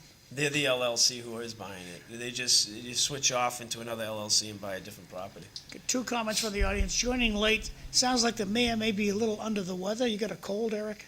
Yeah, He's hoarse. I'm getting over it, I think. When you get home, Allergies. you're getting over 10 and you're up at 4 and you're like, okay, let's go get this again. It's been like 3 weeks of this, but it's been good. And Jay says, we just want to see how our money is spent. The mayor told us taxes won't go down. Taxes will not go down. And They're going up. now this is, I think that... And the fallacy that 2.5 would limit spending is, You know, people look at their home bills, okay? You look at your home bills and you got, your electricity has gone up through the roof. Ridiculous. Your gas and your oil through the roof. And you look at all your other costs gone through the roof. If somebody, anybody in the audience or anybody watching or even here can tell me how a government agency that owns over 50 buildings, their monies are going to go down, you got to help me. yeah. Without revenues going up. So the only way to get revenues are, through building businesses and bringing in industry, and that's what we're working on. But in government, it takes so long to go from the planning stage to the build stage to revenue stage. I want to go back to the front runner, and you just touched on something on the taxes. Do you think that, how did you get by with your split tax rate pushing this out? Wasn't that a detriment for what you're trying to do when you're reaching out? Because I have always been it's boggled my mind that if I'm coming up, I'm putting in a business, and I look around, and every community around you has a flat rate, but in Lowell, I'm going to have to pay double if I want to put a business. It's I go, ooh, I'm not sure that's a good idea. It depends who you are. Remember that. Markley. Yeah. You think they're worried about the tax rate? No, because Oh. they got a $77 million tie Okay. or TIF, right? Not on the properties they're buying. Oh, they'll get it, John. Again, You're going to give it to them? I won't, but I won't give them anything. And I can say that publicly. Sal Napoli on the parking garage down there, that he's competing against us, got one. When you looked at Thorndike, the major ones, you're talking about the mom and pop places and the little restaurants. Yeah, they're getting the short end of the stick. But at the end of the day, how do you balance all of this act? And that's the way that they chose for many years to do it. And we look and say, okay, so how do we get to a position where we can afford what we have? And I can't see changing your tax structure now. I mean, it would be pretty difficult to do, but it always Four years ago, when the opera money came in, that's the American Rescue Plan Act. When that came in, we gave raises out of that money. So now it's hitting the head right now. How do you pay for those raises? And I think that you're going to see some layoffs. The city is so greedy that if the state changed the rule that not-for-profits had to pay real estate taxes, we'd still have a commercial tax rate in Lowell. Yeah, you're not wrong. There's a lot of people that don't pay the taxes, and again, we couldn't keep good help here because we weren't paying them for all those years. And the genius thing a lot of people say is you got all this room in your tax levy. You got all this room in your tax levy. No kidding, because you underpaid people for all those years, and you did all these things for all these years. You let the roads fall apart. Yeah, but people could live in, could buy something, but there was no quality of life. Your sewage was going into the middle of the road. There were so many things that were going on that now we're saddled with, and we're trying to make a difference in people, the quality of life. So, like you said in the beginning, the sewer separation piece, that's an expensive piece in trying to get into conservation lands and trying to get, areas to grow. In Canada, what they do is, the drains go to trees and the water goes to the tree area. Well, we do the same thing. It's just called conservation area. But they made it sound like it's this big thing. Oh yeah, we're going to line up 20 trees, and the water's going to go to them, and it is a good fundamental piece to do. But at the end of the day, we got to find areas that we can put this water also at the same time, and that's not an easy investment in today's money. If we would have done it 20 years ago or before COVID, the monies would have been in half. That's why everyone, kicks Drake it. And I said, geez, they got a new police station, new fire stations, the high school's renovated. They spent them, then that was all pre-COVID money. Yeah. Can you imagine if you had to do that today? Yeah. I think that was some really good, and Tewksbury's the same way. Look at your firehouse you're looking at right now. That's an expense. Do you dive in or don't you dive in? I don't know what the voters will do, but I think it's interesting to watch. Yeah, it will be interesting. I mean, I can say we just disbanded the middle school building committee last week. That was, a project that was a long time in the making, and people were against it for a long, long time until they realized, look at the beautiful building we got. Yeah, we're gonna be paying for it on some level for a while to come, but I look at projects that are trying to get off the ground now, and if we had to get ours off the ground then, or now, it would be a totally different opportunity. But Got two texts from the audience. We need the audit to find out where the money is going so we can run the state properly. We need to get rid of the waste and fraud. And what's going on off Lowell Street? They stripped out all those trees and nothing's happening over there. Can you speak to that, Eric? I don't know. I can get back to you on it, John. I don't know. Can't know everything. Thank you. Yeah, we need a tree committee very fast, and we need to put one together that saves these trees, but we got to do a better job. Llewellyn Street, that's sensible, so I would bet it's part of the sewer project, but I don't want to say that. Yes, they're doing a big, that's where. Yeah, that's where that's doing the sewer separation. When you look at a lot of the things that go on in our government, I would agree 1,000,000% with we do need an audit. The way to go about it, I'm not sure was the right way, was the wrong way. It depends who you listen to and why they took the vote, the way they took the votes. I did question a very good friend of mine who took a vote for it. I said, how could you do that? And they said that it wasn't legal and it wasn't binding, and they're going to find that out when it comes through. And that's his position. Whether he's true or not, I don't know, but that's his position. And if he voted yes, could they have fought legal system the other way? I'm sure. So it's what people want down there. That's been a dysfunction for a long time down there. Now, I don't know where we are on time. half an hour. Speaking of you talking about your superintendent, you're on a superintendent search. How is that working out? I believe they've offered the position to somebody. They're just in the middle. In-house? In-house, yeah. Well, then that will bring some consistency. Yeah. Okay, tell me about the lottery. How's that working? How's that going to work? I know that's a hot. I don't want to go there from my seat as a city councilor and mayor.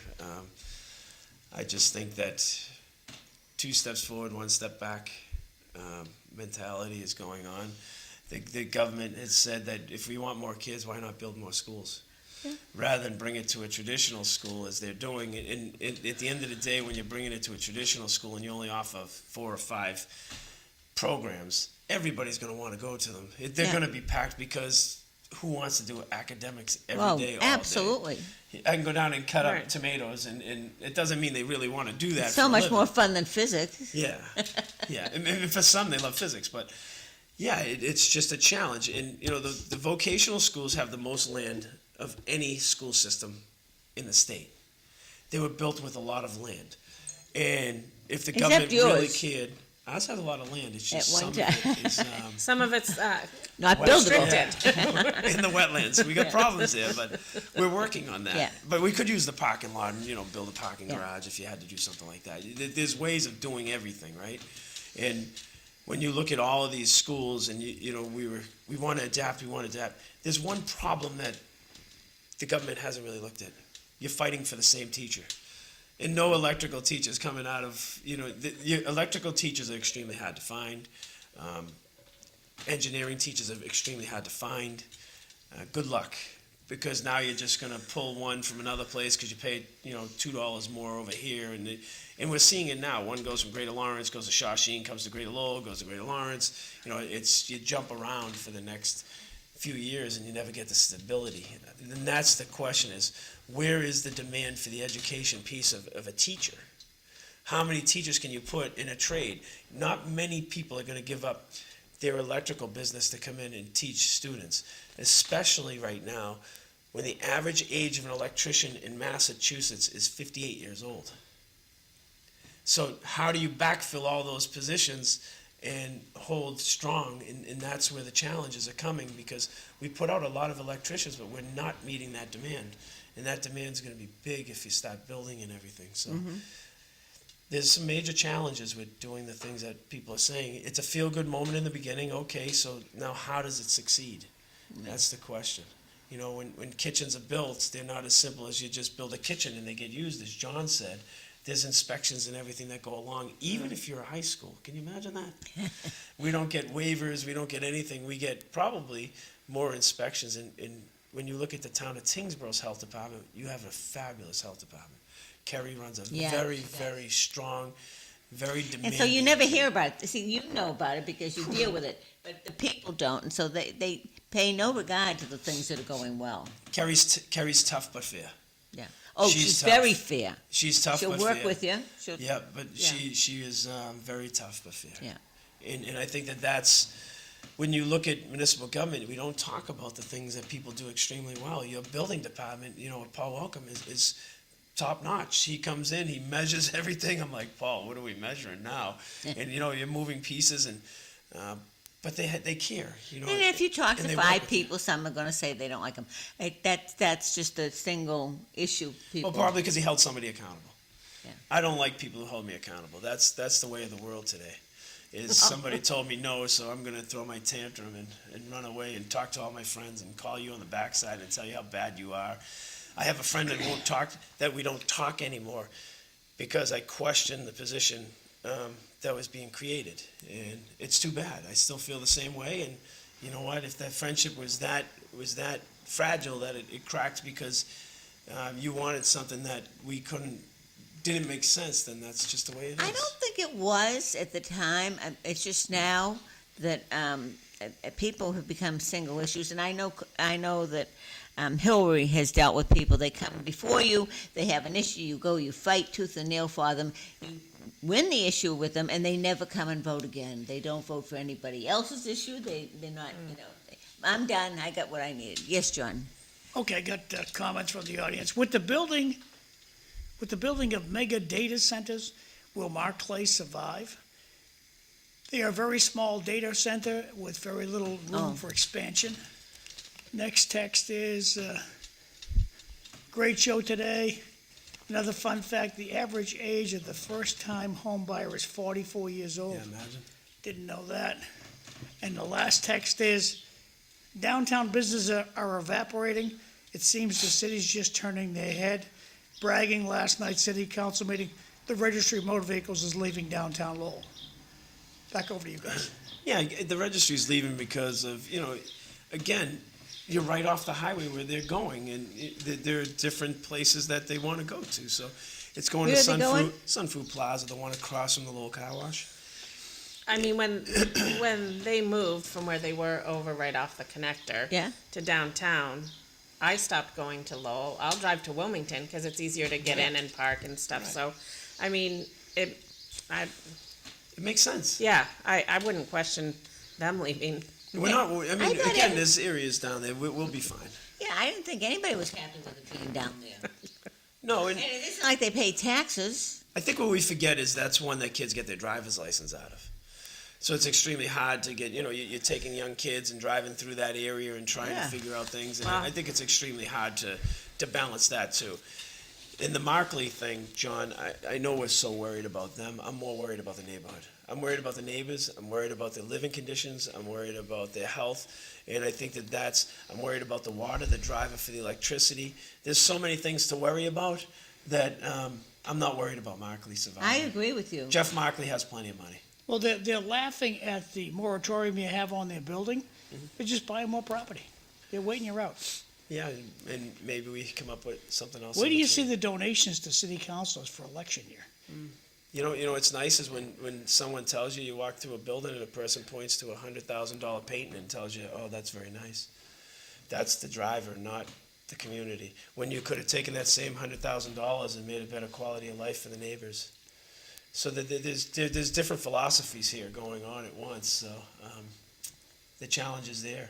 And just because you've got a piece of property, whether it's on Tanner Street or the end of Bolt, doesn't mean that it's going to be used for it.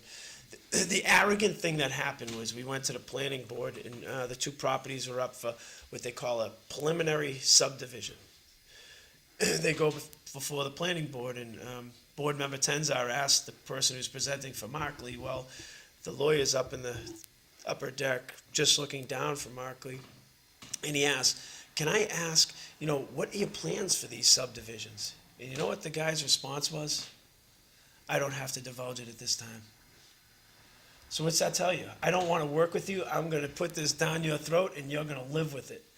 And that's been the mentality. I just say motion denied. It's a preliminary, so yeah. No, Motion denied, I agree. and you have a 90-day pushback. Don't come back here for 90 days. Can you imagine saying that, John, to a board member, looking right at him and saying, I don't have to divulge that at this time? Well, when they first came, I remember they sold you a bill of goods, that how much it was going to do for the city, and they were going to be a good partner and a good neighbor, and they've been just the opposite. So why would you want to do anything to help them? And yeah, I mean, when you look at the neighbors and their complaints, and there were simple complaints that they could have, taken care of, but now it's gotten to a place where now everyone's feet are starting to get into the cement, and now it's going to be tough to chisel them off. I think Council Scott's done an amazing job at representing the neighborhood over there. And when you think about the way that the people have been treated, the noise levels, they take us on a walkthrough, and I veer off a little bit because that's what I do in everything. I get bored with let's walk this way. Yeah, let me take you on my plan. Yeah, I want to go on my plan. I did that. So we're walking through, and they're walking this way because they want to show us this stuff, but I see the excavator down there, and I'm like, wow, what's going on down there? So I start to veer off this way, and this guy comes over, and, he's got his gun with him, and he's Mr. Security Guard. And he's like, you need to stay with the group. I go, I just wanted to see over there. Nope, we're not allowing anybody to go over that area. I go, oh, okay, thank you for deciding my vote. And I just walked right over. Yeah. Then we walked back.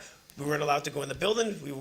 They take a picture of this building in the front where there's nice trees and everything. But there's 3 sides to a building last time, I knew. And they didn't take pictures of that. And the first thing they do is they whack at Prince Spaghetti.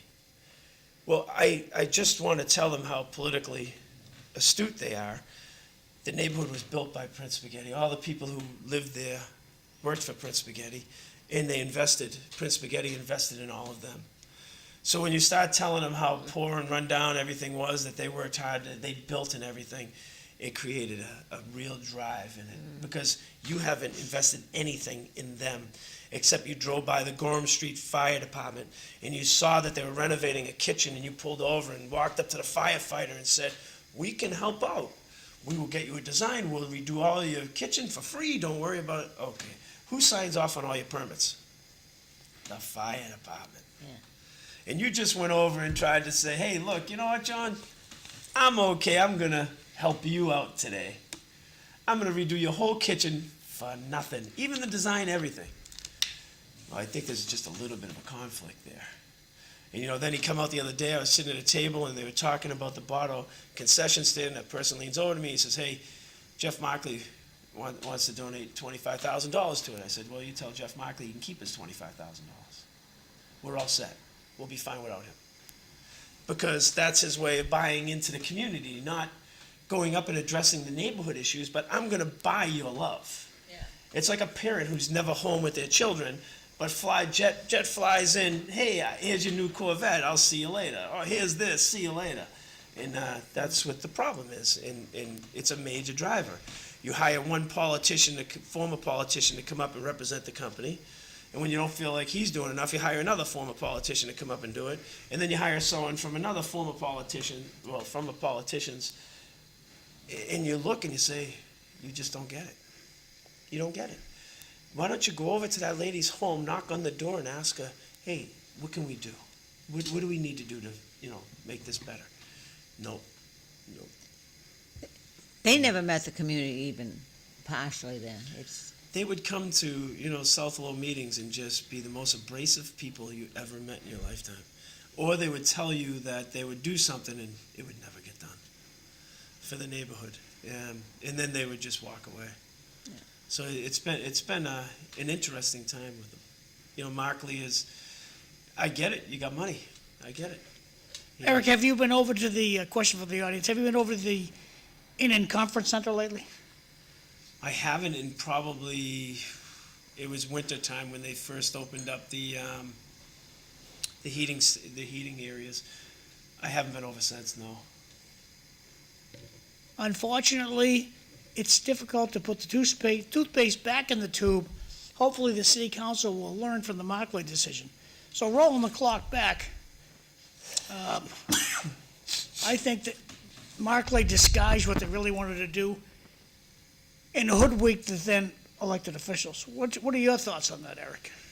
I don't know that anybody back then thought that AI would be, small company would be this much of a driver. But maybe they did, John. I can't really say either way. I don't think because I think technology has changed so much in the storage of all the things. But I also have come to learn, through a client I have, like, when AI was first unraveling, you didn't realize the resources that were going to go into it. You didn't realize that, say water and electricity and all those Right. things were going to be the drivers for how that does. So you couldn't have foreseen some of the problems. But now that the problems are there, it's incumbent that we address them. Yeah.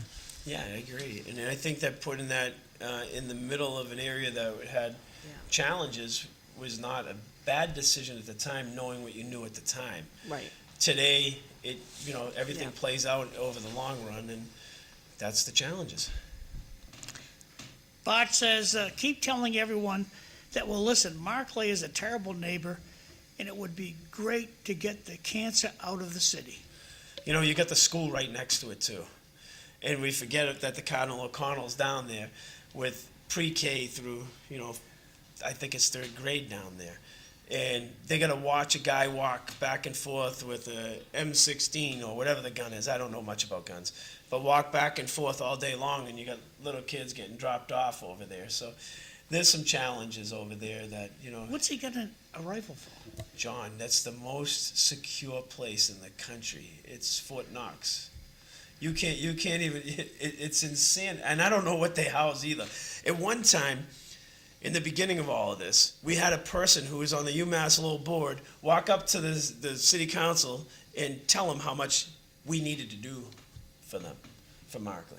Since then, we haven't seen the person back, but I don't know if they were representing UMass Lowell or they represented themselves but they told you they were on UMass Did you Lowell's watch board. Did you watch the show Paradise? Maybe that's where the control center of the world is. We all think it's under the Denver airport. It's in downtown Lowell. Yeah. I don't know. I don't know.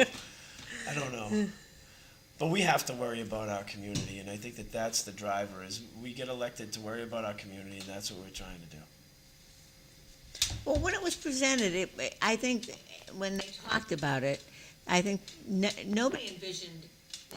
I think they thought of it as a clean project. They didn't.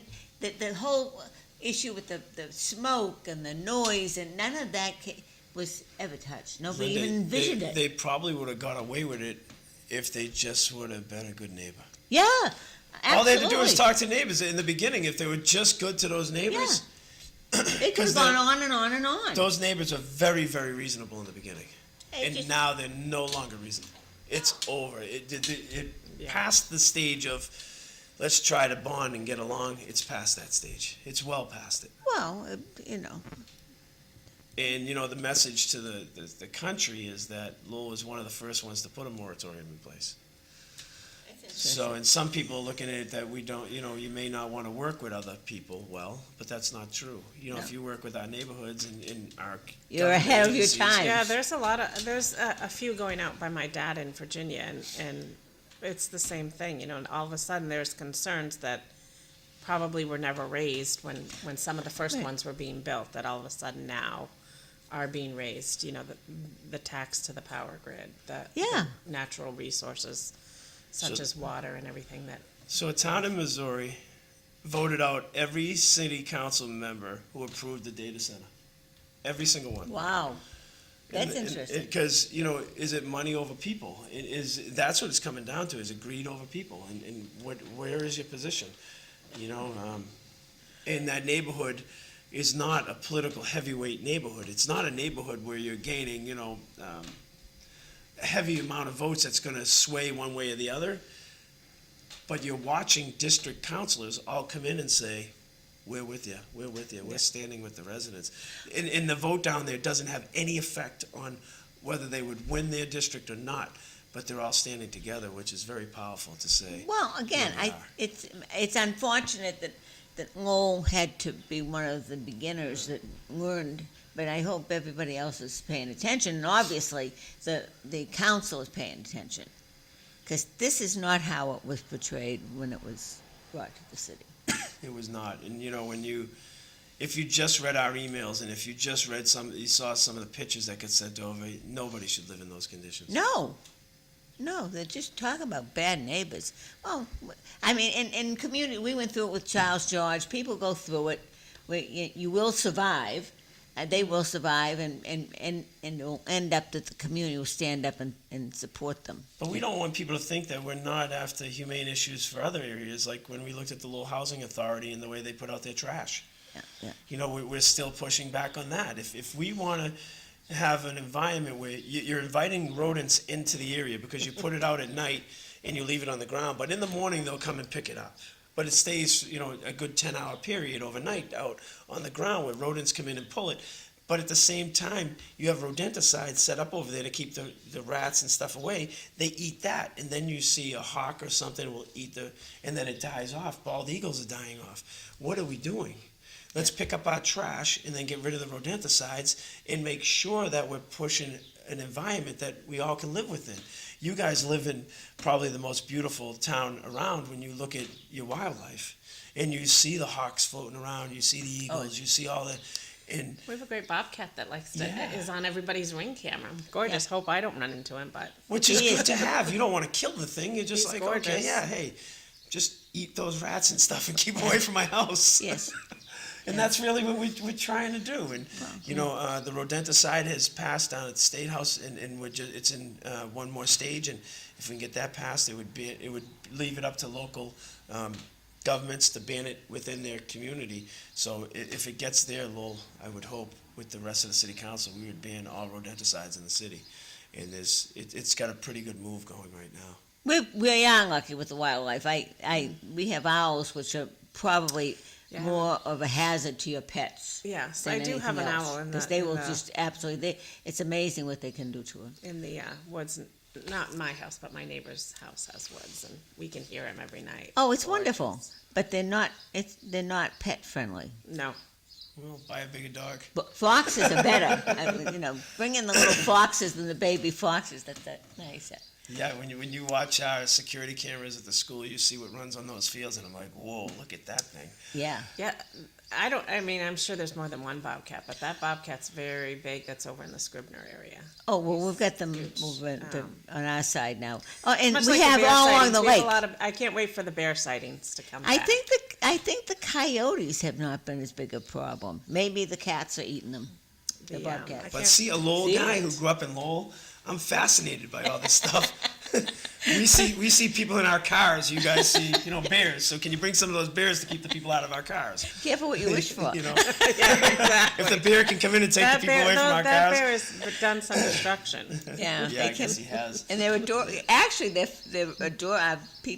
neighbors will show you the pictures, and they look awfully cute, but they're ripping things apart. It's Yeah. no. Yeah, Anyway, there's a big black one. we're the right? ones Big that have black- pushed them yeah. out of their own habitat. So, Yeah.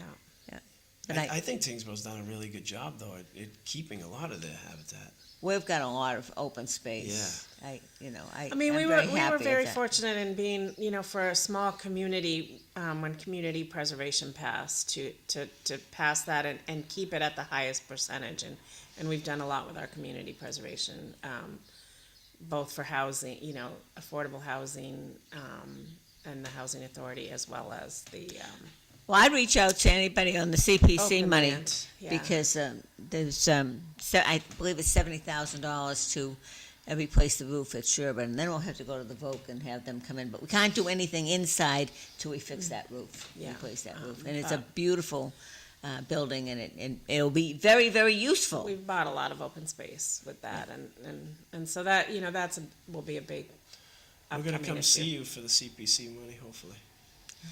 Well, We you have gotta a- get it while it's good. We have a It tennis could court be that needs to be repealed. redone, and I'm hoping that we can get over to you guys and try to get some help with it. But we have a beer in the room, it says over there, John's the beer. It says it on his little blocks over there. That's right, yep. The beer. Yeah, I mean, some of those projects for us, because we take minimum from everyone else, we gotta look for other funding sources. And we just realized after talking to Colin that we could apply for the CPC money. Yeah, Well, I think they- he'll be happy to work with you, tit for They tat, assisted. Yeah. We're We're putting a, You have them projects in the town. we're doing a sign out back for the town that's gonna be a speed limit sign that when you come down Sherburne, it'll be up there to light up all your speed. So Oh. the school is donating that to the town to put up to try to protect the police officer who actually does the traffic in the morning and the afternoons over there, because they come over that hill so fast. We're very worried about his safety, and so. Well, you we're people gonna from go on it. Pawtuckaville, that, in Lowell, We're gonna have it on both sides. Rodney and Dan, and not You guys caring have- about our little neighborhood in Tingsboro. We care. We're trying. So we purchased 2 signs, and we're hoping to get That's them out there. excellent. I'm So, glad to hear yeah. that. So, and you have the electronic sign now on the boulevard. Are Yeah, you happy with your electronic sign? we are. My security guys are. They don't have to go out there in the freezing cold. That was and a put up the huge, change. that Yeah. was a battle for me. Yeah. What, does anybody know what's happening with Stonehenge? Have you heard anything? Chateau, right? Yeah. That's what it is now. Yeah. I've heard it's for sale. I've heard they want a lot of money for what is actually there. However, I know when they bought it, they sunk a substantial amount of money in the property. Whether it makes it what they want today, I don't know. But I did know there was somebody that had expressed interest in buying it until they saw the price tag, and then they. Bart makes a comment, great show today, thanks to the mayor, Hillary and Linda for getting up early this morning. The Bears, that's from Mike Ditka. That's from Bart. Thanks, Bart. Thank you, And Bart. there is going to be, Charles George has triggered, they're coming before. They're looking to do something else at that site. So I reach out to everybody in Tingsboro, pay attention. Maybe the Please. state. I will don't give think they us- ever paid their back taxes. Maybe the state will give the vocational school enough money, and we can buy that. Yeah. Then we can have, I don't know, horses out front or something. I Our don't know. vet tech program is taking off. So Is it's- Yeah, people. I don't know how much kids will love it, because everybody thinks that vet tech's going to be a healthy dog, and you get the pat, and you're going to see animals at their worst stage and try to repair Yeah. them. So I think that's where kids. It's going to be interesting to watch. Yeah. Because you're seeing an animal that needs you versus the other way around. Where you're looking for comfort out of your animals. So it'll be interesting to watch. Yeah, that's That was my mother's vocation, so rest in peace for my mother. But we saw our fair share of yeah. animals in various stages. Yeah, and it's hard. It's hard because they're really a part of your family. They're probably the best part of your family sometimes. They are. But it Unconditional love. never detracted any of us from having pets and loving pets and animals. So, but you do see a different side. Yes. My dog wakes me up every morning at 3:30. He looks at me like, "Where are you? Come on, time to go." Then he sleeps all day while I'm at work and does Yeah. it again to me. I'm like, "Jeez." I know. The dog They life. could. It's all No matter good how stuff. bad a night is at the council meeting or anywhere else, you walk home and that dog's waiting for you. So he's been great. So there's nothing else we need to touch on, do you think? No, I We've think touched it on. We've gone all over the gamut here. we really have, which I think keeps it for a lively show. I like when John jumps in and throws his, out of left field punches. No, at you don't. Because his end is coming bad. No, you don't. And he's not wrong in a lot of ways. A lot of ways, John's right. Well, Did I that's just what say my that kid out says, loud? Dad, they only get pissed off when you're right. Where did you go to know St. it. Peter's? He went to St. Margaret's. I went Oh, to St. Peter's. St. Peter's, yeah. Imagine. Yeah. Did they drive you in a hearse? Did you go No, to school in a hearse? no, You didn't. no. I had to Could you walk. walk there? A limousine's a different story. But my Uncle Eddie used to pick up all the kids in the neighborhood and bring them down to Lowell High School in the limo. That's Nice. It was cool. awesome. And they probably all still remember it like it was yesterday. Yeah, it was fun. It was fun. Good old Uncle Eddie. Well, the kids, I hope today still have those memories. I don't think You're so. getting into, no? They're into their phones. The phones, the addictedness of the But phones. I Thank do you, find Lori hope. Trahan. I do find hope. I have a 26-year-old who is somewhat rebelling. He said the other day, he said, I had to take that app off my phone because I found I was doom scrolling. And I was like, I'm at 26 to realize that, maybe there is hope out there. Did you in the call it world. doom scrolling? Yeah, doom scrolling. Apparently when you just get sucked in and so you just keep That's scrolling. what most people do all day on Facebook. He My said, I found that is 26-year-old not doesn't good. have a minute to do any of Yeah. it. You know, between a doctorate, teaching, and then, coaching, he's been like, Well, the biggest news I heard this morning is about the ball team, the baseball team. I'm excited about that. it's going to be fun. That's really so good news. I got to for get the my city. season tickets. I keep saying that, and Draw a It's blank. open for all the season yeah, tickets? yeah. Wow, Yeah, everybody. it's not a lot of money to do. No, that's yeah. the nice thing about that Right. type of thing. Then I That can was always a donate 'em. nice activity that, And it's good, it's was local and great affordable. sports, very competitive, and you see really decent Yeah. baseball. It's the same thing was with the hockey. It's a big asset for the city. I just remember the Drew Weber days, and it was really thriving, and everybody wanted to get. You couldn't get tickets sometimes, so. Yeah. Are we getting ready for the folk festival? Do you have any other festivals coming in the city? We have the town one coming very shortly. Yeah, there are a few coming, and it's good because I haven't had a minute to sit because everyone wants you to go to this thing or that thing or this or that. This weekend I'll be at a grand marshal at a parade in Boston, Ooh, which is pretty interesting to good see. for you. You're I don't going to be even know how Grand to Marshal? dress. I don't even know how to dress, John, for this, but I'm in. It'll be fun. You'll have a good time. For Greek independence, You guys Oh, have no kidding. 20 seconds. Well, wear something well. Well, thank you, everybody, for watching. Thank you both for getting up early. Thank you. And great conversation. I appreciate everything you had to say. And everybody be careful out there. And it's going to be cold, but it's going to get warmer tomorrow. Have a nice day, and thanks for watching. Thanks for watching. See you next time.